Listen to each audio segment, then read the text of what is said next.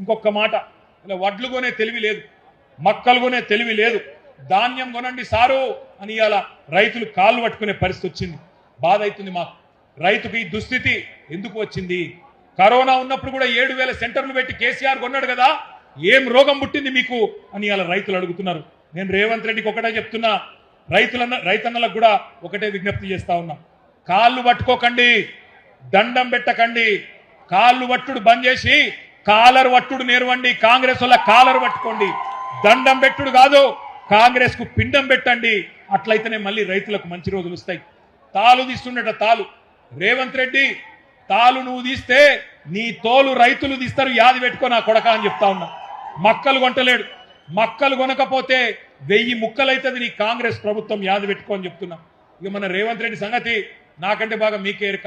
ఆయనకి ఎమ్మెల్యేలను కొనుడు తెలుసు, 50 లక్షలు సంచుల మోసుడు తెలుసు, 50 లక్షలు పట్టుకపోయి ఎమ్మెల్యేల కొనుగోలు తెలుసు, కానీ ధాన్యం కొనుగోలు చేసే తెలివి లేదు.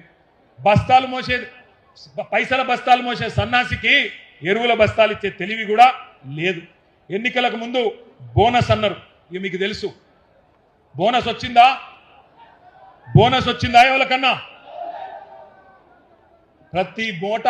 ప్రతి మాట డిక్లరేషన్లో చెప్పింది బోగస్, బక్వాస్.